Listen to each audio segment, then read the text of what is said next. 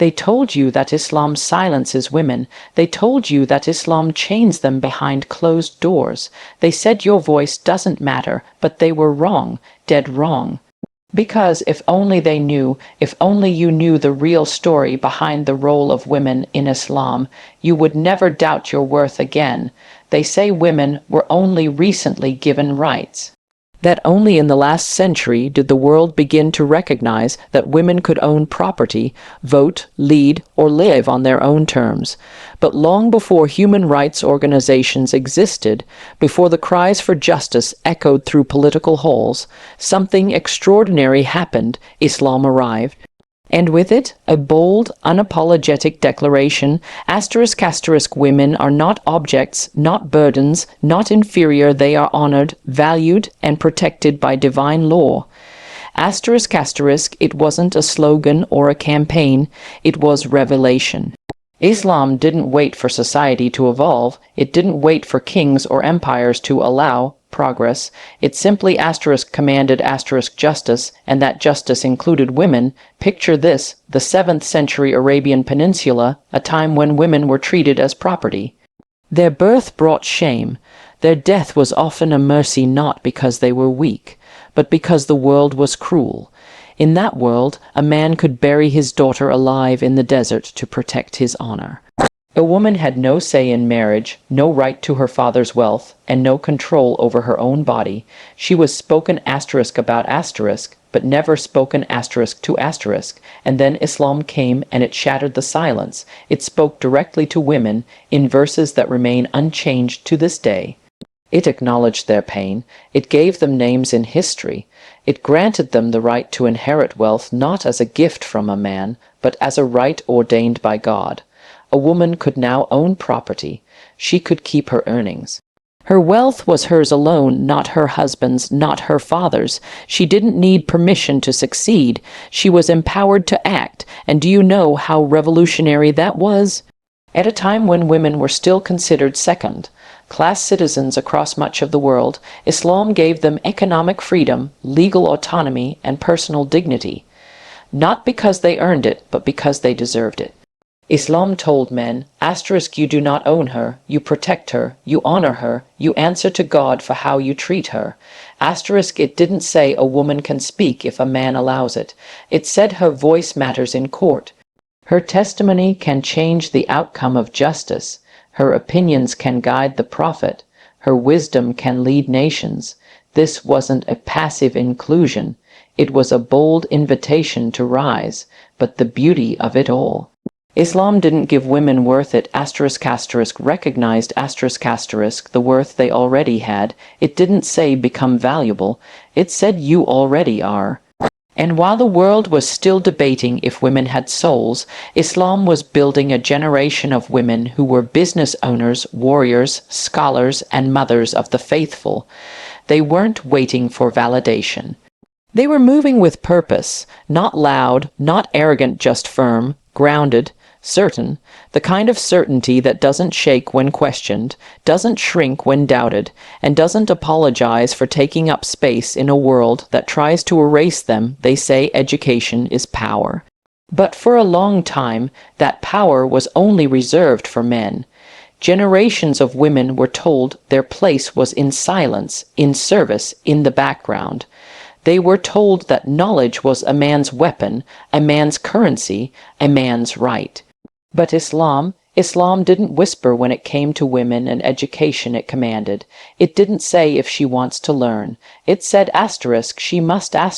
Seeking knowledge wasn't a luxury. It wasn't optional. It was an obligation for every believer, man or woman. That alone breaks every stereotype they try to box Muslim women into. Because when your Creator tells you to seek knowledge, it's no longer about permission, it's about purpose. And yet, we forget this.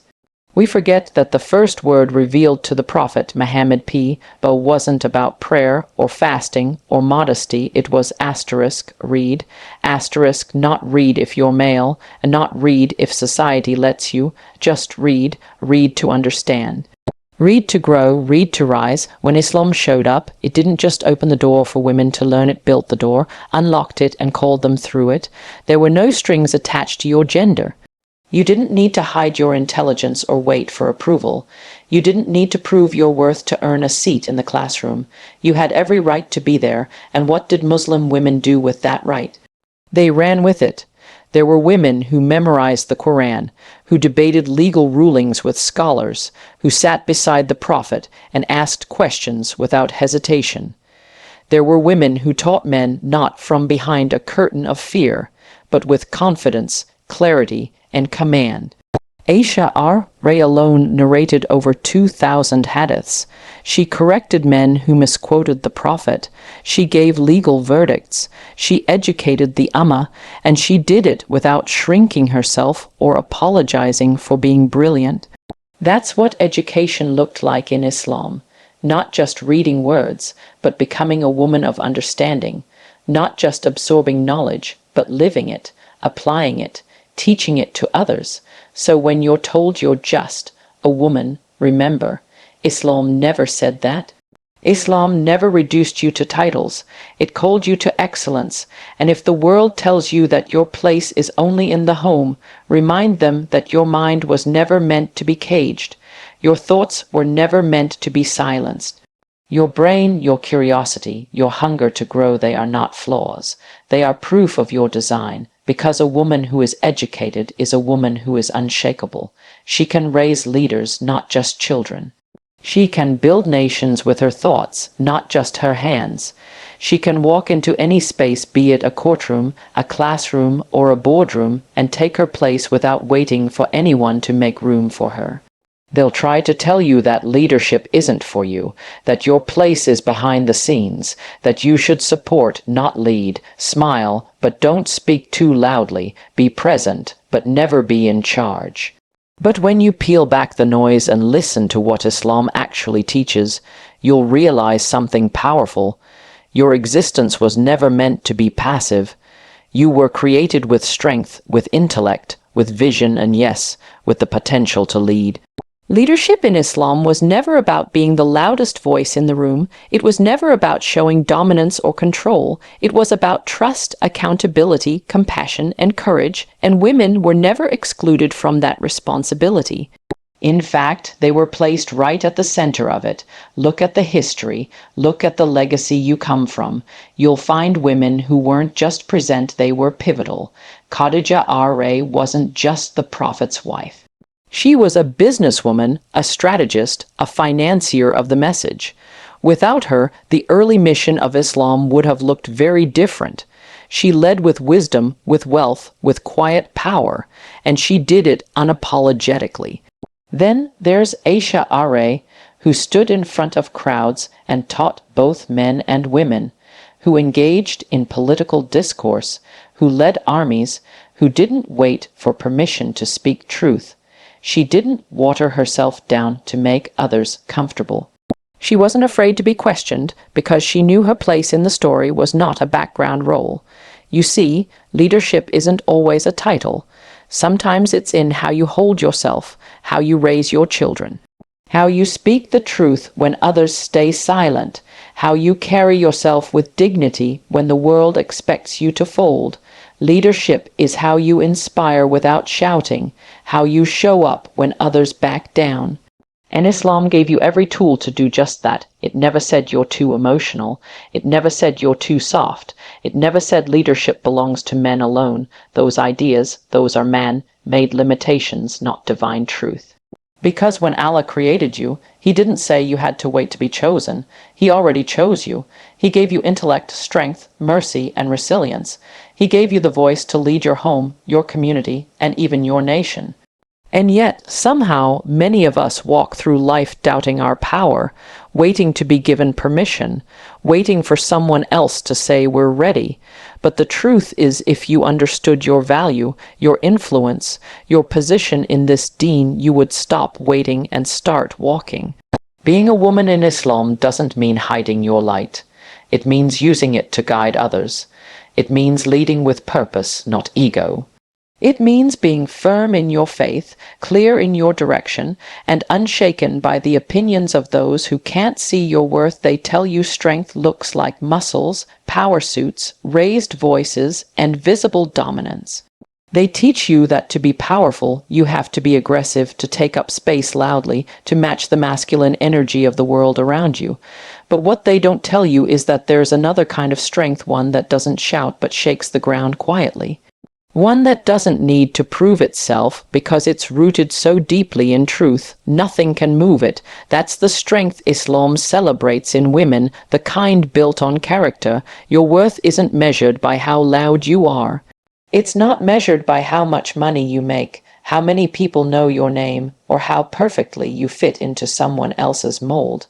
In Islam, your worth is found in something far more meaningful, your character.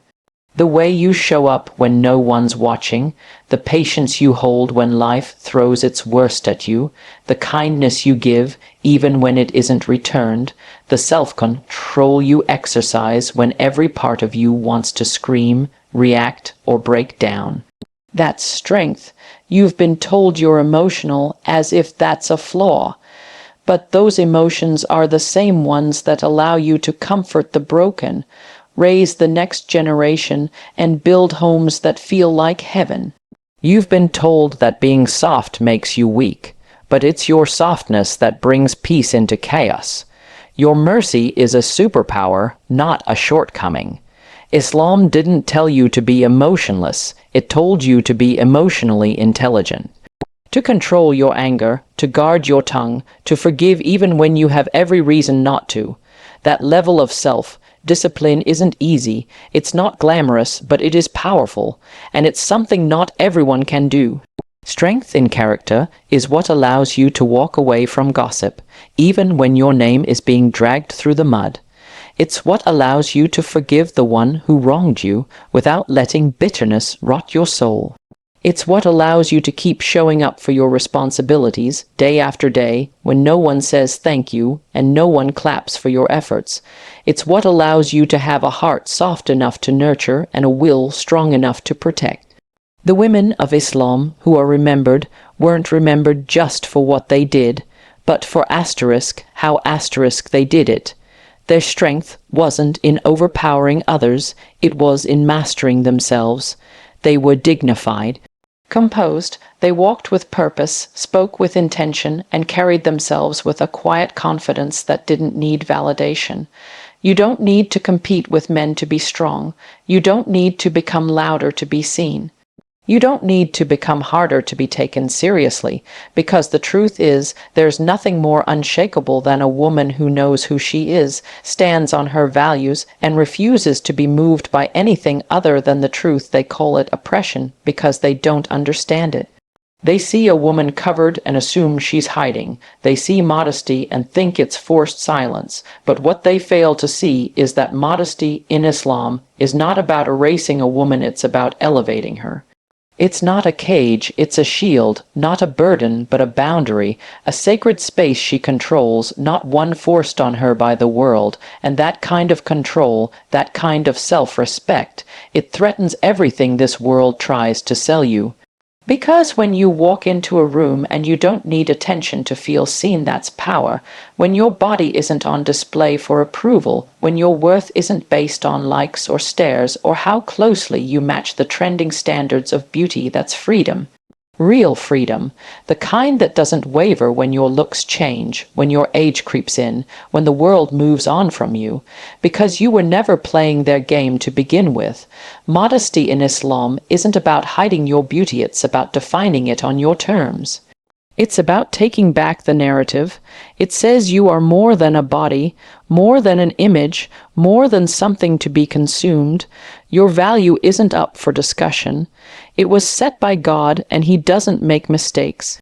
And yet the world tells you over and over again that to be powerful, you have to be visible, to be seen is to be valuable, but Islam flips that script completely. It says, be purposeful, be intentional. Be remembered for what you stand for, not what you wore. Be heard for your message, not your appearance. Be respected, not reduced. It's not just about clothes. It's about energy, about how you carry yourself, how you speak, how you choose to move through the world with dignity, with grace, and with restraint. That's the part people miss. They think hijab is just a piece of fabric, but it's a mindset, it's discipline. It's ownership of your own story, because the truth is, modesty protects you, not because you're weak, but because you're worth protecting. Because when you know who you are, you don't hand that identity over to strangers. You don't trade your worth for temporary applause. You don't let the world set your standards because God already did, and it's not just about the physical either.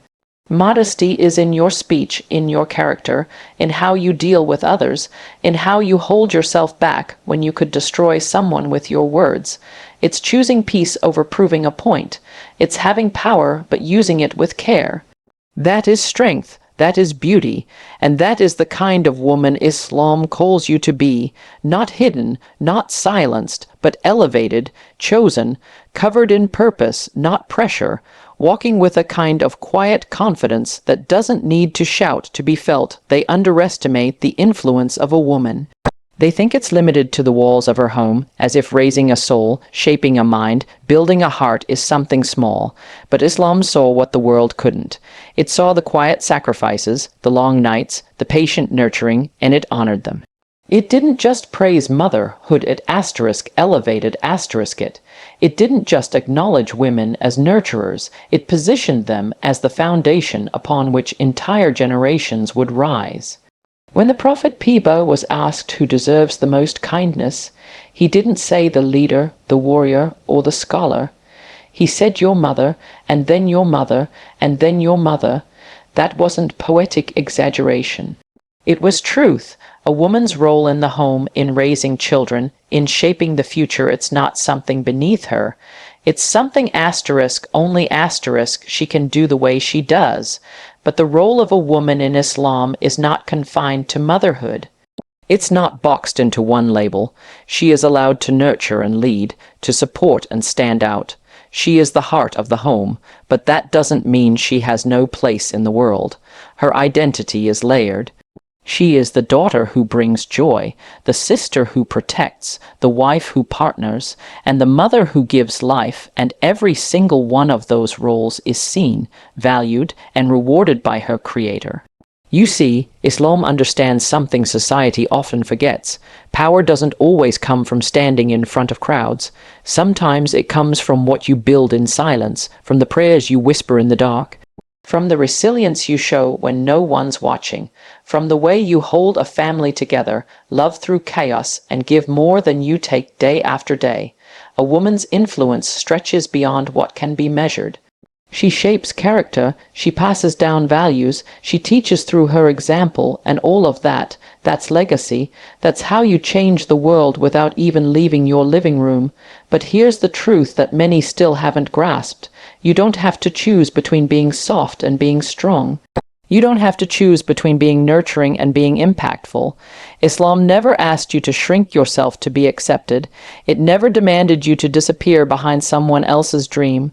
What it gave you was the freedom to be whole, to be all that you are without apology.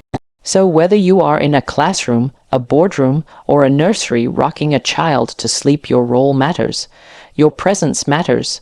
Your contribution matters. Because Islam didn't build you to be hidden. It built you to be a force, and don't ever let this world make you forget. When Allah created woman, He didn't create her to be less. He created her to be essential. So here's what they never told you. You don't need to become more like the world to matter. You don't need to change who you are to find value, because in Islam you already had it all: rights, honor, purpose, power. You are not behind. You are not forgotten. You are not too late. You are exactly who you were meant to be: strong, sacred, and unstoppable. So stand tall, speak truth, and never apologize for being a woman in Islam. Because being a woman in Islam, it's not a limitation, it's a legacy.